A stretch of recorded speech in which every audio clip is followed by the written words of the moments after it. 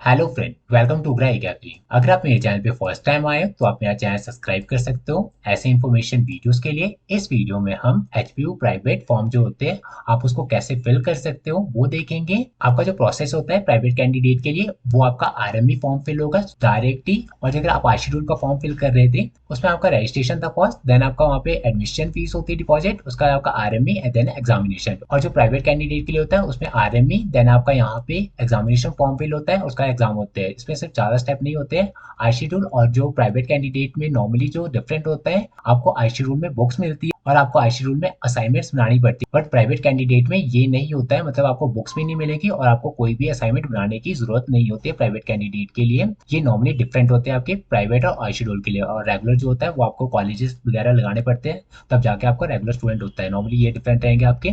तो अगर हम यहाँ पे देख लें आरएमई पोर्टल पे जाएंगे फर्स्ट, उसका हम यहाँ पे डिटेल में देख लेंगे कैसे आपने इसको फिल करना है। तो यहाँ पे मैं सर्च कर लेता आरएमई एचपीयू, देन हम यहाँ पे ऑफिशियल साइट पे जाएंगे जो कि आपको यहाँ पे दिख रहा होगा rme.hpushimla.in। यहाँ पे क्लिक कर लेंगे, देन हमने यहाँ पे जाना है न्यू पोर्टल पे, तो यहाँ पे मैं क्लिक कर लेता हूँ।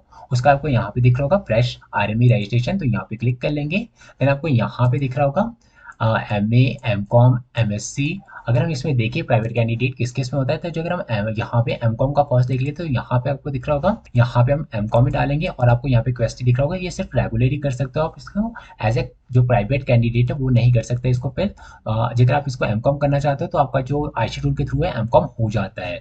जो अगर हम बैक कर ले और यहाँ पे हम देख ले यहाँ पे एमएससी का है, तो एमएससी पे अगर मैं क्लिक करता हूँ तो आपको यहाँ पे सब्जेक्ट दिख जाएंगे। अगर मैं फिजिक्स का डालता हूँ तो यहाँ पे आपको दिख रहा है सिर्फ रेगुलर आ रहा है। मतलब जितने भी यहाँ पे ऐसा प्रैक्टिकल सब्जेक्ट है उसमें आप यहाँ पे प्राइवेट कैंडिडेट फिल नहीं कर सकते हो। और अगर यहाँ पे मैथ्स का डालूं तो मैथ्स में आपको दिख रहा है यहाँ पे एज अ प्राइवेट भी फिल कर सकते हो आप। तो अगर आप एमएससी मैथ्स करना चाहते हो तो आप यहाँ पे प्राइवेट के थ्रू भी कर सकते हो, मतलब प्राइवेट कैंडिडेट भी इसको फिल कर सकता है। और यहाँ पे अगर और सब्जेक्ट आते हो नॉर्मली आप यहाँ पे केमिस्ट्री, तो यहाँ पे आपको दिख रहा है रेगुलर है। और अगर हम और जाके तो यहाँ ज्योग्राफी दिख रहा होगा आपको, यहाँ पे भी रेगुलर है क्योंकि ये सारे जो है ये आपके प्रैक्टिकल सब्जेक्ट है। इन्वायरमेंट साइड पे भी आपको देखता है तो यहाँ पे रेगुलर है। तो यहाँ पे हम देखेंगे एमए का, तो यहाँ पे बैक कर लेता हूँ, एमए पे क्लिक कर लेता हूँ। देन आपको यहाँ पे सब्जेक्ट चूज करना है जो भी आपका यहाँ पे सब्जेक्ट है। मैं यहाँ पे इंग्लिश कर लेता हूँ। देन आपको यहाँ पे दिख रहा है प्राइवेट, तो यहाँ पे प्राइवेट सेलेक्ट कर लेंगे। देन आपको यहाँ पे दिख रहा होगा डिस्ट्रिक्ट, यहाँ पे नॉर्मली जो आएगा ये शिमला ही आएगा। और जो आपका एग्जामिनेशन फॉर्म जो होता है उसमें आप यहाँ पे जो कॉलेज है वो चूज कर पाओगे। फिलहाल यहाँ पे अभी जो डिस्ट्रिक्ट आएगा वो शिमला ही आएगा, तो यहाँ पे आपको डालना है ये प्राइवेट शिमला। और अगर आप यहाँ पे देखते हो तो नॉर्मली आपने इसको फिल करना है, तो यहाँ पे आपका कैंडिडेट नेम आ जाएगा। यहाँ पे आपने इसको हिंदी में टाइप करना होता है, यहाँ पे इंग्लिश में टाइप करने के बाद स्पेस प्रेस करोगे तो आपका यहाँ पे हिंदी में कन्वर्ट हो जाता है। तो वैसे आपका यहाँ पे मदर नेम आ जाएगा, यहाँ पे हिंदी में आ जाएगा मदर नेम।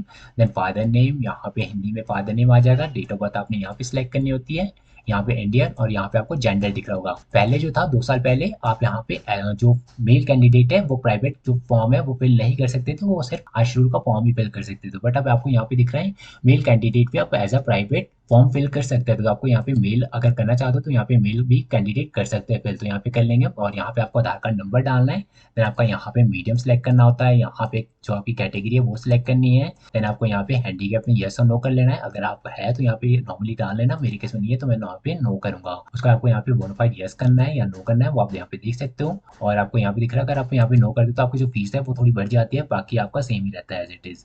और जो यहाँ पे दिख रहा है आपका अगर आप एच गवर्नमेंट एम्प्लॉय है तो उस केस में आप यहाँ पे कर लोगे, जो भी आपकी यहाँ पे चीज़ें है तो वो आप यहाँ पे कर लोगे। यहाँ पे अगर मैं नो करता हूँ, यहाँ पे भी मैं नो कर लेता हूँ, मतलब यहाँ पे नो कर लेता हूँ, तो यहाँ पे आपको दिख रहा होगा पीजी जो है आपका कंप्लीट है वो आपका यहाँ पे आ जाएगा। उस केस में यहाँ पे अगर आप ड्यूल पीजी कर रहे हो, मतलब पोस्ट ग्रेजुएशन सेकंड टाइम कर रहे हो, उस केस में आप यहाँ पे फिल कर लोगे, नहीं तो यहाँ पे नॉर्मली नो ही रहेगा। उसका आपको यहाँ पे फिल कर लेना है। देन आपका यहाँ पे जो एचपीयू रजिस्ट्रेशन है अगर आपका वैसा है उस केस में आप यहाँ पे यस कर लोगे, नहीं तो आपका अगर नो है तो नो करोगे। उस केस में आपका जो यहाँ पे यूनिवर्सिटी जो है अदर सेलेक्ट करने के बाद यहाँ पे आता है, फिल करने के बाद यहाँ पे माइग्रेशन का सारी चीज़ें फिल करनी होती है। तो यहाँ पे मैं यस करूंगा और यहाँ पे जो है 2017 के बाद है तो यहाँ पे मैं नो कर लूंगा, क्योंकि अगर 2017 से पहले आपको उस केस में आप यहाँ पे यस कर सकते हो। मेरे केस में नो है तो मैं यहाँ पे नॉर्मली नो करूंगा। यहाँ पे रजिस्ट्रेशन डाल देंगे हम नंबर, उसका आपका यहाँ पे यूनिवर्सिटी आ जाएगी एचपीयू, यहाँ पे कोर्स डाल देंगे। देन आपका यहाँ पे दिख रहा होगा मोबाइल नंबर टाइप करना है यहाँ पे। देन आपका यहाँ पे फादर मोबाइल नंबर डालना है, मतलब कोई भी आप दूसरा नंबर यहाँ पे टाइप कर सकते हो। देन आपका यहाँ पे ईमेल आईडी डालना है। इसका आपका यहाँ पे यूनिवर्सिटी नेम जो है एचपीयू आएगा क्योंकि आपका यहाँ पे यस किया है इसलिए।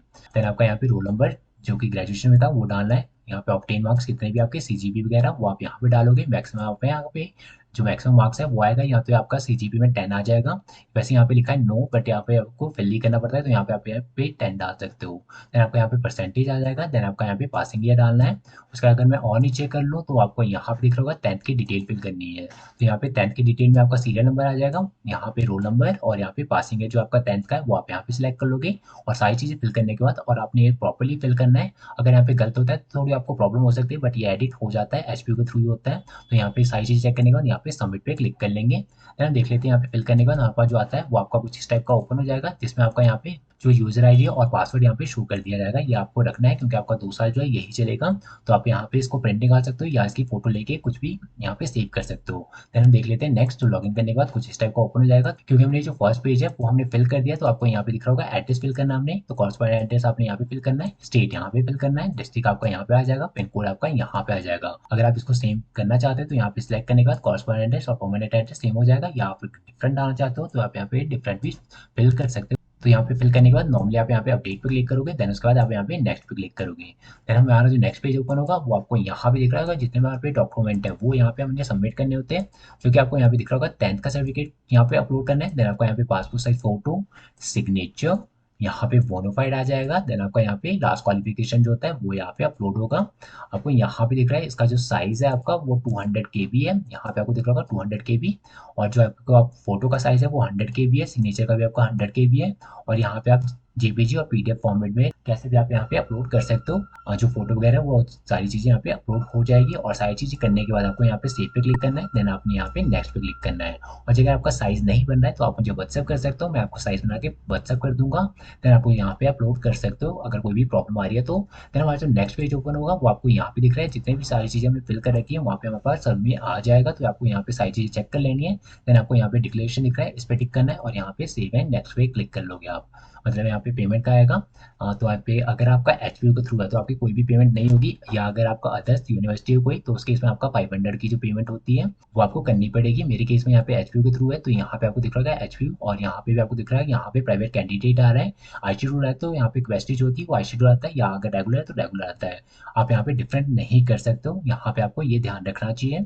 और यहाँ पे सारी चीज़ें करने के बाद आपको यहाँ पे दिख रहा है हमारा जो फॉर्म है वो फिल हो चुका है, और यहाँ पे एप्लीकेशन फॉर्म आ चुका है, यहाँ पे रिसिप्ट आ चुकी है, बट यहाँ पे कोई भी पेमेंट नहीं हुआ है तो यहाँ पे इसकी ज़रूरत नहीं होती है। तो नॉर्मली ये रहता है आपका process as a private candidate. उसके बाद आपका जो आरएमई फॉर्म है वो अप्रूव होता है, देन आपका यहाँ पे एग्जामिनेशन फॉर्म फिल होगा। ये नॉर्मली स्टेप रहेंगे इसके। अगर फिर भी कुछ भी आपने पूछना हो तो आप मुझे व्हाट्सएप कर सकते हो या कमेंट कर सकते हो, मैं आपकी पूरी हेल्प करूंगा। फिलहाल इस वीडियो के लिए इतना ही है। अगर आपको वीडियो अच्छी लगी हो प्लीज़ लाइक करें मेरे वीडियो को और सब्सक्राइब करें मेरे चैनल को फॉर मोर इन्फॉर्मेशन वीडियोज़ के लिए। Thank you.